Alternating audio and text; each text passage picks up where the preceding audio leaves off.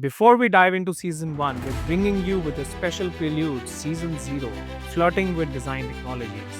It's a playful yet profound look at how technology is reshaping creativity, design, and innovation. Through a mix of fresh recordings, TEDx talks, and global design dialogues that we've had over the past years, we're revisiting key movements that define the evolution of digital design. From AI and parametric workflows to the future of education and fabrication, this season sets the stage for what's to come. Let's dive into Flirting with Design Technologies. Sound rolling, camera rolling, and action.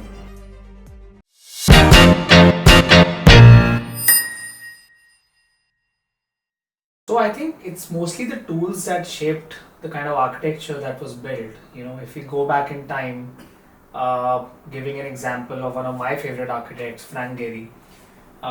In 90s, he started to conceptualize a building which was a very organic kind of a shape, and we didn't have the construction technologies at that time. Not just the construction technology, we didn't have the design technologies to actually create a digital version of that, which is where Frank Gehry and his studio did a very interesting thing of actually using a tool called CATIA, which was not an architectural software, which is a software which was widely used in the aerospace industry and to design aircrafts and ship hulls. And he actually used that tool, brought it into architecture to design that building digitally. And thereby he started a change where the construction industry also started to change of how to actually realize that kind of a project.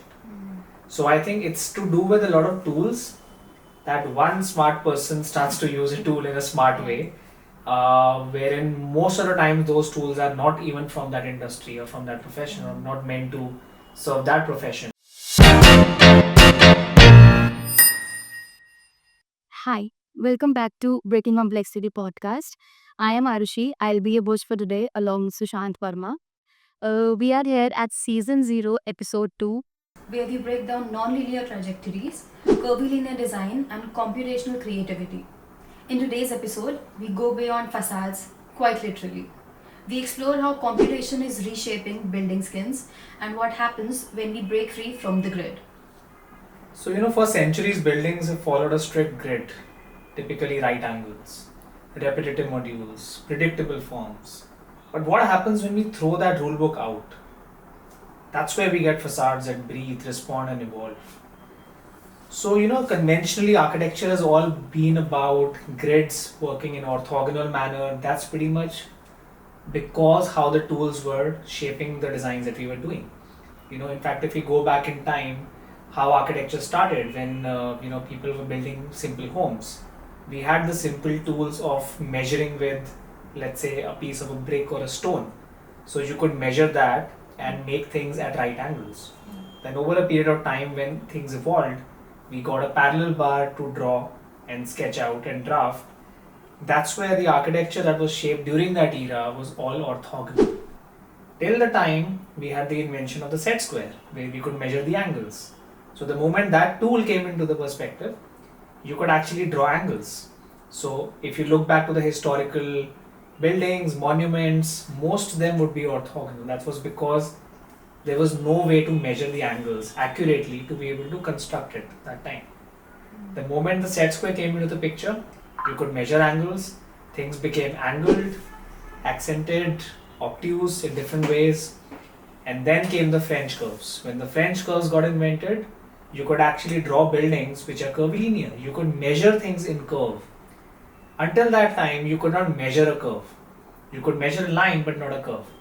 So till that time, the moment the French curves came into the picture, buildings started to become curvilinear as well. And then obviously the computer era came, where we had the AutoCAD, for example, to help you draft. That's where buildings started to shape up in the manner that tool allowed you to measure, draw, and articulate that onto a site. And then going forward, we had the computational tools, which is now where we can actually use algorithms to design. In fact, that is not even now, that is something which happened like 10 years back. What is happening now is you can type what you want as a text prompt, and it can help you create a vision or an idea using the technology we have right now, which is artificial intelligence. And I think this is going to continue to go on. So, but the larger perspective is how and where do we break this grid? How do we break this mold to make things which are unconventional? Which is where computation plays a key role. So, in fact, most of the facades that we are doing right now will end up getting outside this rigid grid and trying to do things which are slightly unique. And what allows you to make them unique? The tools and techniques and the workflows that we use in our projects to make them unique. Now we can measure angles right up to let's say 0.1 degree of accuracy on the site and on the drawing. We can measure the curves, the curvature of a curve broken down into hundreds of parts, and all of that can be articulated onto a site. So that's pretty much where breaking the rigid grid and looking into non-linearity comes into the perspective. Yeah. So I think that's pretty much what we're having a lot of fun with in our lot of projects. Yeah. So Sushant, we've seen architecture shift from strict modularities to free-flowing geometries and everything. What do you think triggered this? So I think it's mostly the tools that shaped the kind of architecture that was built. If we go back in time, giving an example of one of my favorite architects, Frank Gehry. In 90s, he started to conceptualize a building which was a very organic kind of a shape, and we didn't have the construction technologies at that time. Not just the construction technology, we didn't have the design technologies to actually create a digital version of that, which is where Frank Gehry and his studio did a very interesting thing of actually using a tool called CATIA, which was not an architectural software, which is a software which was widely used in the aerospace industry and to design aircrafts and ship hulls. And he actually used that tool, brought it into architecture to design that building digitally. And thereby he started a change where the construction industry also started to change of how to actually realize that kind of a project. So I think it's to do with a lot of tools that one smart person starts to use a tool in a smart way, wherein most of the time those tools are not even from that industry or from that profession or not meant to serve that profession. That's where real innovation happens. So how Frank Gehry started to do that, it's really brought in a shift which was later followed in the early 2000s when Zaha Hadid's work or Greg Lynn's work in academia and practice both, and Knox Architects.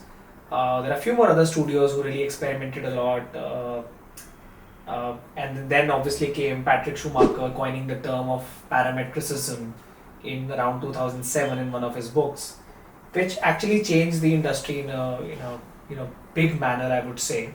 And there was no way looking back, because that's the time when everybody realized that we have to break the mold and we have to think of the unconventional to be able to innovate. So there was a constant shift that happened. It took many years, but a radical shift happened when it became from a digital to parametric and then to computation, and which is what we are evolving towards. So I think what triggered that change was the availability of the tools, or some of the smart professionals who ended up using the tools which were not from the industry, and start to use that in the architecture profession. A tool like Maya, for example, is used widely by a lot of architects who work with fluidic shapes and curvilinear shapes, very much like Zaha, the architects. They've been doing projects which are all curvilinear. When I was there at Zaha as well, I remember when I joined the studio, I did not know how to use Maya at that time. But when I got in, I used a lot of Rhino and Grasshopper. But then I quickly had to shift my workflow to learn Maya as well, understand the adaptability of that into my workflow, and sort of use that in the projects I was getting a chance to work on. So I think it's always to do with the shift of your tools and your workflows, wherein you bring in new tools which can create a change. And I think there's also a shift in the mentality of how we are perceiving these curvilinear and complex forms and complex geometries, is that a lot of times people tend to see them, because they look complicated, people think it's not going to be cost effective. There's a general notion that you might think this is going to be more expensive, which is what slowly people have started to understand, that somebody who has the expertise to design with that complexity also has to have that expertise to make sure that it is done in a cost effective manner, so that it is not something which is innovation should not come at an extra cost. Nobody wants to spend that extra money Yeah. at the end of the day. Exactly. So we're all serving clients, obviously, and you have to optimize the costs.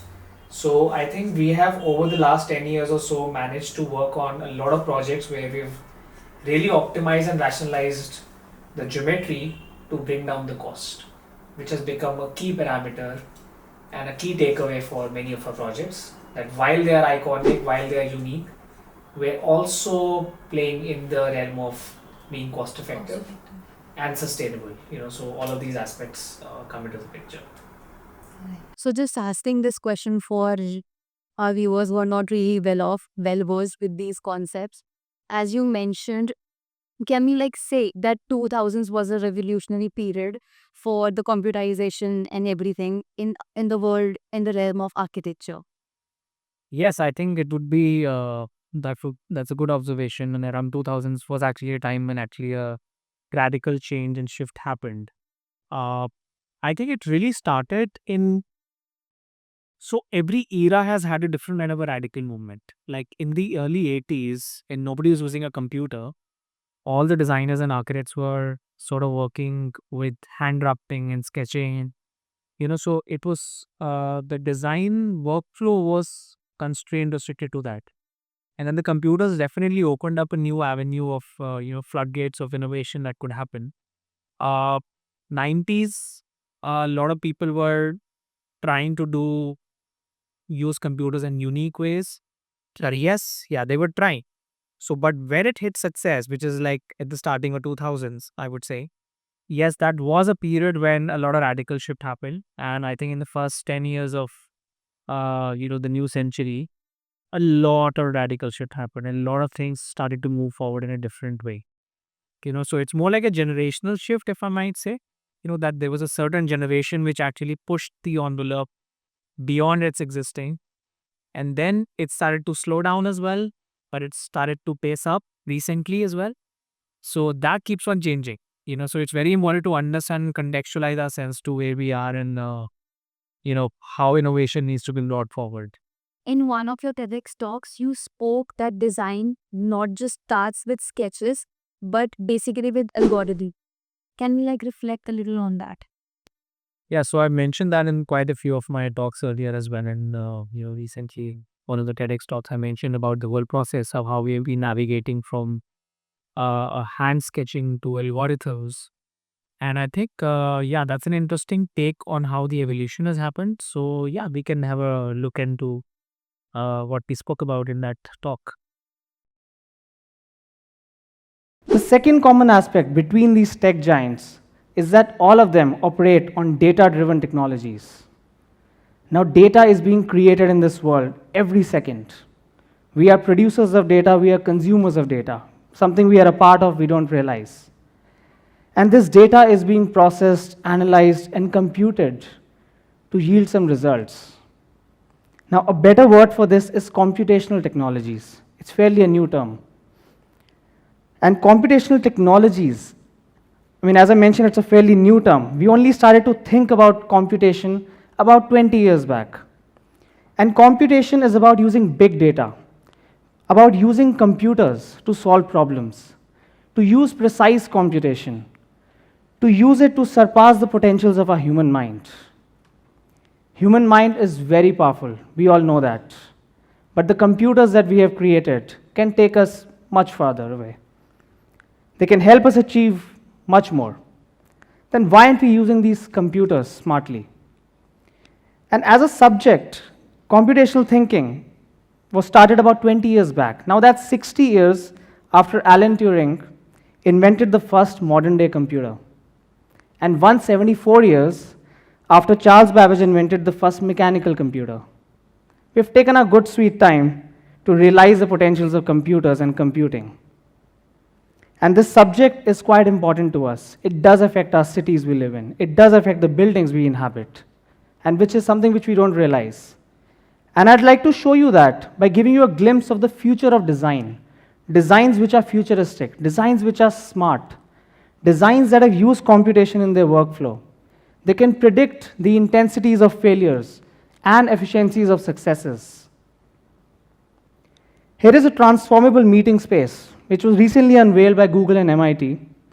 And it is made of 3D printed material which responds. It has a sense of intelligence responding to heat and temperature, which is taken from the users inside that space. And it keeps changing all the time. It's a work in progress research being carried out. Now imagine, how cool would it be to have a meeting space or a workspace like that in future instead of our box cubicles? Another fine example on similar lines is this project by Akim Menges, which uses simple properties of wood to respond to humidity and change shape. And how it has been geometrically configured in this system is that they act as apertures that open and close using humidity. So there's more humidity, the wood changes shape, it opens the aperture, hence controlling the light inside the space. Now there's a lot of data that has to be computed here. And it does not use any external sensors, by the way. So it is not about high-tech systems only. It is about simple principles applied smartly. Here is a project which is being developed by me and my team, which looks into a facade system and a roof system, which automatically changes shape using the heat energy from the sun. It sounds very futuristic, and it is, in fact. We've researched a lot on shape memory alloys, which uses nickel and titanium alloys, which respond to heat and use them in a structure. And they create a force actuating the structure which keeps moving with time. And it controls the amount of heat and light inside the building without using any energy. And some of the examples from today, which we can look at, which also use computation in big or small ways, are projects like these. Swiss Ray by Norman Foster in London. It uses mathematical algorithms to resolve a facade system. The BMW Welt by Wolfprix. Hyder Ali Way Center by Zaha Hadid. The recently opened train station in New York by Calatrava. Or even the new terminal at the Mumbai airport by SOM. And smart technologies are not only restricted to architecture or buildings, they often cross domains. They cross into other creative domains. And from other domains, here is a chair designed by a designer in Los Angeles. It is 3D printed very strategically to optimize the material and structure, hence making it lightweight, efficient, and cost-effective. Yes, cost-effective. That's something we all want to know in India. At least my clients want to know that. Here is a dress from the future, which uses an embedded camera that tracks the eyes of someone looking at you, inculcating a sense of consciousness in people looking at your body, and it changes shape. Now that is quite a smart dress.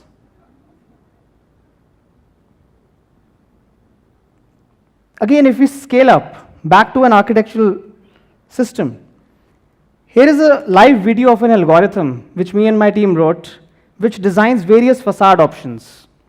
If I talk in numbers, about, let's say, 1 million options in a few seconds. And all of these options in real time are being analyzed and evaluated as per the daylight conditions cumulatively on all the floor plates. It all sounds very complex, and it is actually. There's a lot of data involved here. And we need to compute and process this data. And this can only happen through computation. And if I start to do that with my conventional techniques, which I've been taught in school, I think it's going to take me a couple of weeks, maybe a few months. But here the algorithm does that in a few minutes. Of course, it takes time to write the algorithm. We had a fascinating discussion with Patrik Schumacher from Zaha Hadid Architect in London, where he spoke about the radical shift in profession. Could you just revisit that conversation? Yeah, so basically in 2020 I was in London, and I was, as a part of a book I was working on, which is going to be published soon. It's been in the publication process for the last few years. I had an opportunity to have a candid conversation and a chat with different professionals, and the talk with Patrik, who I had known earlier as well when I was working at Zaha as well.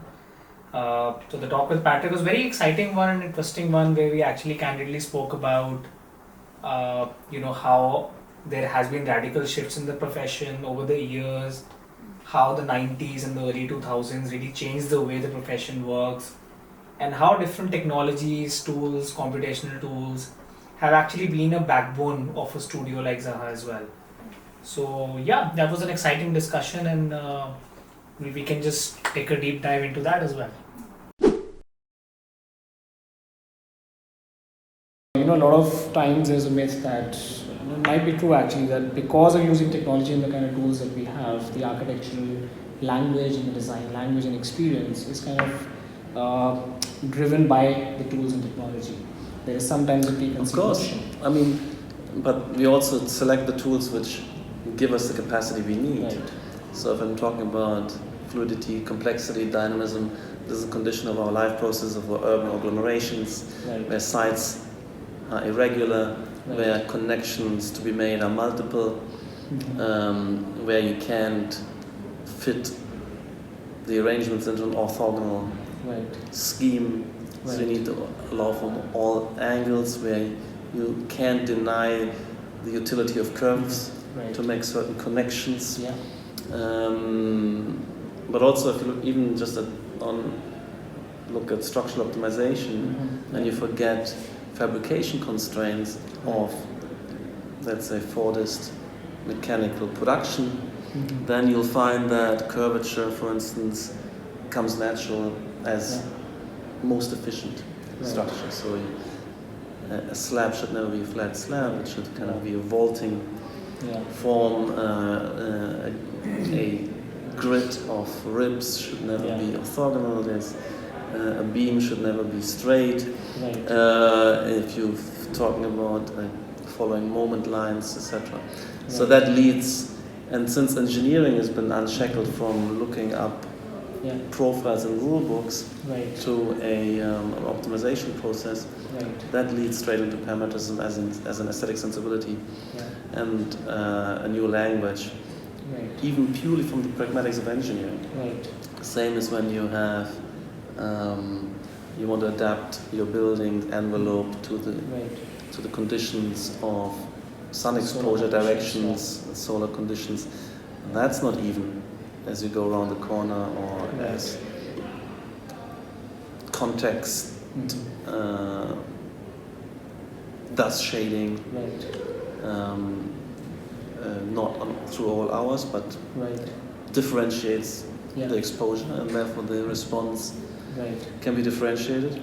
And these are insights which need to be articulated, because I think that's the way also to bring to overcome the resistance. The resistance is based on ignorance, misunderstanding, on prejudice. Sometimes this prejudice is justified, where if there was a superficial toying around with tools, but skepticism is ultimately unjustified, not justified. And last thing I would want to ask is, a lot of times when you present the works of the firm, you don't often talk much about the computation or the technologies. Maybe we do talk about it a little bit. Mostly it's the experience in the spaces. Well, eventually that's what clients care about, what audiences care about, and also and colleagues quite quickly understand what you've been using, what you've been doing. If you're a versatile tool user, of course, if you're on the frontier of tool development, then you also talk about that. But in the end, we're architects, where we use tools, and only occasionally, and if we have to, we kind of develop new tools. Great. And any advice for the younger generation of using technology? Well, of course, you should.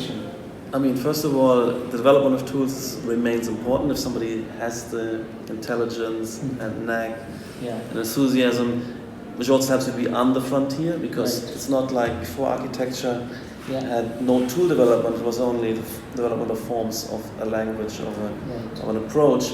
Now we have continuous tool development that will not stop. So in investing in that, but the minimum you should do is bring yourself up to speed with contemporary tools. And that would mean also that you then put yourself in a position to update yourself although I find that it is not trivial, this updating, and it's interesting that at each new generation coming out of the school kind of DRL has the edge over the previous generation in terms of design tools, perhaps, if not in experience of usage. So that's very important to keep the studio updated, keep the studio refreshed, and also have people in the studio working, coming back to teach and evolve. So it's a kind of symbiosis between school and firm, which has been absolutely instrumental. So there's no way that what Zaha Architects is doing now and has become and continues to project forward could happen without the symbiosis, for instance, with the AADRL in particular, but also have to mention the Angewandte in Vienna, Harvard, Yale, Columbia, but the AA remains a kind of the most stable and long-term, most intensive, symbiotic, synergetic, productive relationships. Great. No, I think that really sums it up well, because I think it's a synergy between education, academic setting, and profession. Education is more or less is research, and we cannot innovate on the spot. We have 4 weeks to submit to competition. And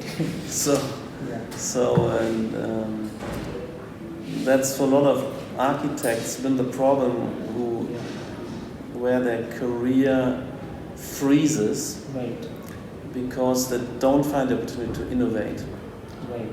And they have their youth innovative trajectory, and then they kind of run with this for 30 years.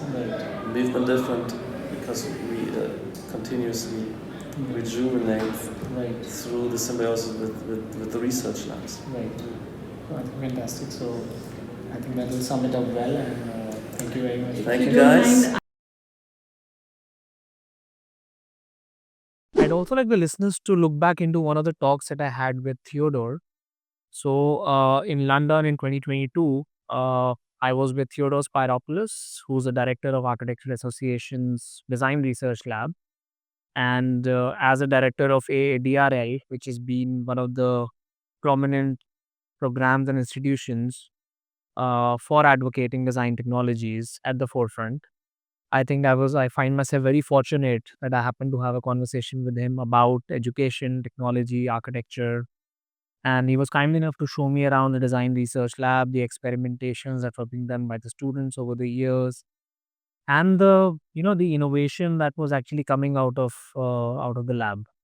So some very interesting conversations exchanged. Let's take a little snippet into that conversation as well, as this was a part of the Global Perspectives, which is a part of the Filling the Void Rise of Technology in Architecture book, which is going to be released very soon as well. And talking of, like making education open and public, for example, we have seen a shift in the last couple of years with the pandemic happening, of it becoming online and hybrid leasing models. What is your take on what's happening in the education right far on this context? I mean, I have to be honest, from our perspective, or at least my perspective, that was always a big part of what I felt the DRL was. Right. So it was, from that perspective, much more natural for us to be in a position to be much more global in our communications. Right. But I think that at some moment in time, if the pandemic forced a certain clarity in the profession, was, to understand really the fact that there's a lot of inequality in the world. And there's also a lot of assumptions about technologies and people's access to them, and to leverage really equity in architecture. It is a very complex thing. And I think it makes a certain demand and a certain generosity and openness to demystify things. You mentioned AI. It's a subject that is very close to me. I have a long-standing history exploring some of that stuff. But I also know it's a history that's over 55 years old. And architects, in some sense, are at the level of how they're interpreting things now are too easily kind of swayed by it. Right. Originally, I wouldn't call it tools. It's the image of intelligence. Nobody actually questions what they're actually using. Text prompts are not intelligent. They're not really trying to understand the algorithm of processes. Right. And they start, in some sense, to build a rhetoric, which, in my opinion anyway, there's nothing easy about architecture. And there's no quick fix to it. And the challenges are not necessarily just internal to the profession. It's really about communicating instead of selling. And so I think to be able to demonstrate how these things can come into being, the process of how they evolve, I think is very clearly weird. So architects usually respond very much to aesthetics and graphic space, but when you're invested in something like this, like I am for so long, forms of representation are the enemy of architecture. Interesting. So one thing that actually happened, just want to share one thing with you. On 2017, we were into doing a lot of workshops in India, trying to create the whole dialogue around computational design specifically. And in 2017, we started a hybrid program in India, which is called Smart Labs, where we were training people for 6 months to kind of be ready for the global education system, because I really felt when I came to the area that I was not very well exposed to a lot of things, and it took a lot of time to adjust and be in that space. Yes. So this is something which we're trying to do. Obviously taking inspiration and cues from programs like DRL as well. And I think many of our students are actually coming to DRL after being exposed to a program in India locally. So it's a good change that we're also seeing and observing with the mindset of people. I think there are a lot of workshops that are done in the world. I think the ones that seem to have the most meaningful impact are the ones that are done for the right reasons, to what they're motivated for. So, for me, it's always positive to see people that had a sustained dialogue in education testing formats. Right. Because I think, once again, like being exposed to something and making that accessible to somebody has got a lot of value. Right. I don't see it as anything more than that. But the reality of that is that is so powerful for somebody.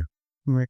And, the path that they may lead themselves to from that is potentially very profound. So I think that's where I go back to this kind of idea of responsibility. Being an educator is something that first and foremost is trying to give people opportunity.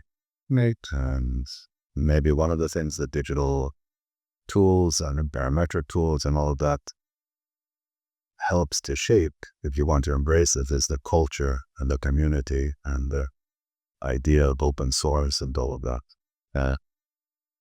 I was part of that generation that tried to do that, even in this place. Yeah. The reality of it was partly naive, putting up 3D models, this or whatever, because people,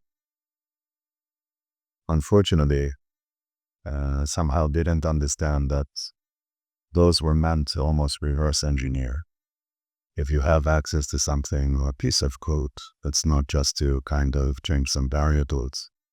It was much more about seeing a structure that you can learn from, that create basically the possibilities for you to write your own, especially since most of the people here were not trained as computer scientists. I don't think that would be good code to copy. On the other hand, the spirit of a lot of that, I think, was quite strong. I just don't think it's necessarily within architecture. Right. So I feel as long as architects see outside of their own immediate environment, I think that's good. So I really do believe in interdisciplinarity, but it's not something that can be institutionalized. It's basically people that find a commonality to explore certain things. And I always think projects tease that out quite explicitly, and they become really the benchmark for what collaboration really is about. Right. Let's see that also obviously a practice that's very clear. Yeah. But it's somehow also very stratified. I prefer when everybody's around the table from day one. Right. So I think makes better buildings, makes better collaboration, but facilitates communication, which I think is at the heart of basically anything innovative. Right. So in 2012, you and Pradeep worked on an adapted facade project, if I'm not wrong. So could you just share your experience regarding it and what was it all about? Yeah, so a very fascinating project which actually shaped the way we actually work on facades now as well. So this was pretty much our master's thesis project, which actually kept on evolving further into different iterations. So adaptive facade was sort of a building facade that we had envisioned, which could automatically change shape by using the heat from the sun. And while it's doing that, it can sort of regulate how the heat and light enters into a building. So it was a highly ambitious and a very futuristic concept in itself. But how it started was obviously when we were doing our masters, it was a part of a thesis project which developed after a lot of research being done. And we always saw building facades as something that really defines a lot of aspects. It has to regulate the environment between the outside and the inside. It has to give an aesthetic, an image to the building. And we started to focus on the performative aspect of it. That can a facade help in performance of the building? Can it regulate the environment better than what any regular facade does? That's where our thesis question got us started. And we developed this project, we developed the smaller prototypes, we worked with a material called nitinol, which is an alloy between nickel and titanium. It is typically used in electronic devices and medical equipments. And we thought, why can't we use that in a manner of a facade or at a larger scale? Now, nitinol has this property of reacting to a small electric current or heat. If any of this is stimulated into the material, it starts to change shape and stretch. And it starts to contract as well. So we started to experiment with nitinol used in a spring format, where we pass on the electric current or heat it using a heat gun to dry with, it starts to shrink. So when it's shrinking, basically a force is generated. That's when we started to think that can we use this force to actuate the facade in a larger sense. So we actually worked with tensegrity structures, integrated nitinol into that and created a prototype, which was sort of the concept, a proof of concept at a smaller scale rather, where we could build that kind of facade. We ended up finishing our, graduating out of the AA, having this final thesis, and we had sent this as a competition entry to one of the competitions, which had to shortlist 4 architects across the world as a part of a residency program, and fortunately we made that cut. So me and Pradeep got shortlisted for that, which allowed us to move to Los Angeles to take this project forward, which is where we spent 6 months to develop a little larger scale prototypes in a part of the exhibition. And we presented that in Los Angeles, in New York in a science fair, and in San Francisco, the Bay Area. And interestingly, when we went to the Bay Area, we met a lot of investors who were really looking at new technology and futuristic technology. That's pretty much where we struck a lot of conversations around, can this actually scale up into an actual building? Can this be a facade or a building that automatically moves just by using the heat from the sun? So, and thereafter we developed some prototypes of that, but then after that I came back to India to establish Rattler Delhi studio. And then we sort of shifted our focus onto not the futuristic facades, but what we can do now, which sort of started our journey of facades. So in the context of things, and in the hindsight if we look into it, Adaptive Skins project was actually the foundation for us to actually do a deep research into facades, what we can do to make things performative, and how we are using that, the kind of facade developments now. Obviously, we didn't end up developing that technology further, But what we do now is to make sure that whenever we design a facade, it needs to have a performative aspect. Even if it's not a moving facade, even if it's not a kinetic facade, it needs to have a function of creating a performance which a conventional design would not do. So that is always our aim. And second thing is to give an iconic presence to the building, to make it unique, iconic, create a brand identity for the building, because a building facade actually gives the image to a neighborhood or a city or a skyline, and that's pretty much what excites us now. So can we say this was one of your sustainable projects? Yes, that would be an interesting way to put it together, because in sustainability we are actually looking at environmental aspect. So although we did not look into sustainability from a material perspective, we were looking at it from a performative perspective. Right. Somehow it was linked with that. Yes, so that how do we use the energy from the sun to use that and utilize that to make the facade kinetic and make it more performative for the interior space. And I really hope that in times to come we end up going back to that project and developing an adaptive skin.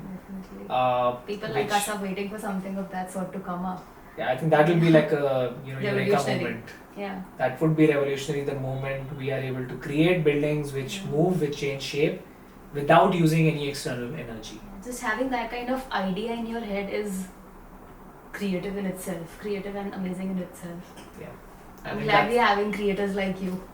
No, thanks a lot. And but yeah, I mean that really set the ground for us to keep going into the direction of the facade. Sushant, what are the facade projects that you're currently working on? Are they rigid? Are they curvilinear? What are they like? Yeah, so currently we have a set of facade projects that we're working on right now on different scales and typologies. And I think that's been the crux of a studio, where we get the opportunity to work on different kind of facade projects, which some of them serve a purpose of creating a functional facade. Some of it serves a function of creating an iconic facade. One of the most interesting ones right now on our canvas is one of the skyscraper residential tower that we are doing in Varanasi. And so it's a very interesting facade project where we looked into the history of Banaras. And that's when I got to know more about the city, Varanasi, Banaras, Kashi, however you want to call it. And then it actually took us very deep into the spiritual aspect of the city as well, which is where we start our project ideologies from.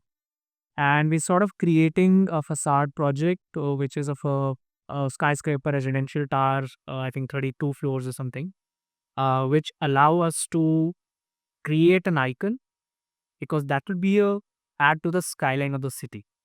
So that's why we saw that, okay, we have a responsibility, a role, and we are at a pivotal position, I would say, to create that icon.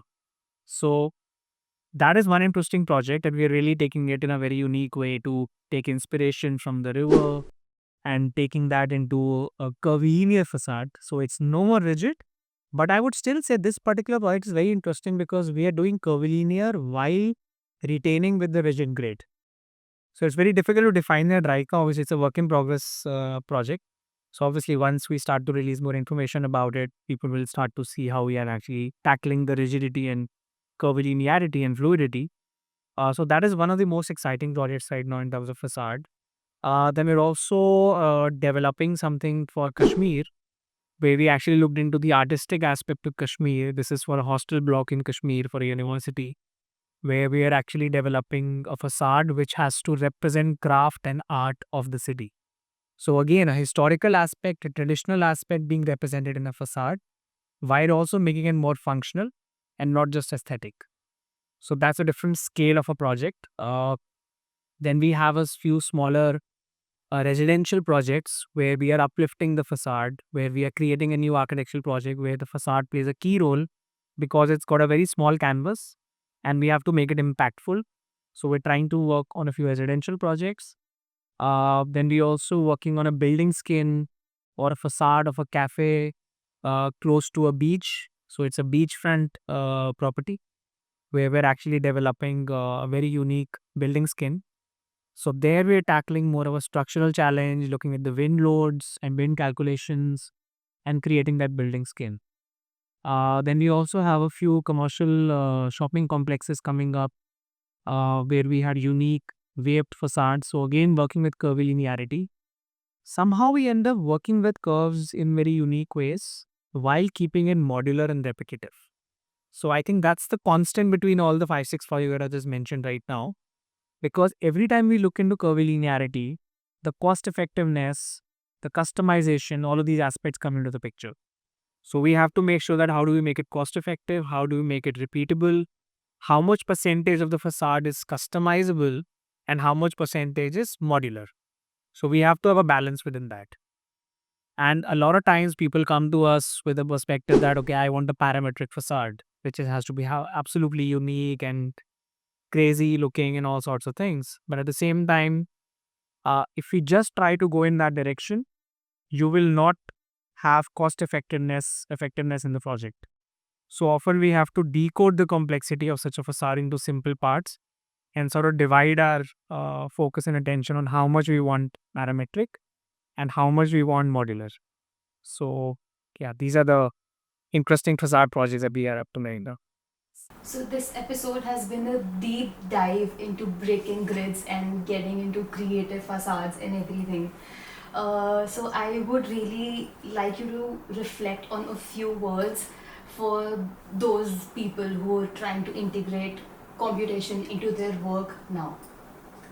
I think, complexity and how we break down complexity, when I say complexity, I actually mean geometric complexity. How we break it down into simple parts is extremely important to understand. So whenever we work on a facade project as well, it might have a complex form, it might have a complicated geometry, but deep down we're actually working on a simple system and a module and a logic of how to sort of make that module repeatable. That's pretty much the key takeaway from a lot of our projects that have taught us. There are times when we're trying to customize everything. Let's say it has thousands of parts, all different, all unique. Great, but it's difficult to execute that. So how much you want to make repeatable, how much you want to make modular, that is extremely important as a skill set. So I think it all comes down to two things. One is break down a logic or create a logic to create a system which can be modular, repeatable, and create a geometry. Second step, which is after getting that logic, is to break down the complexity into smaller fragments.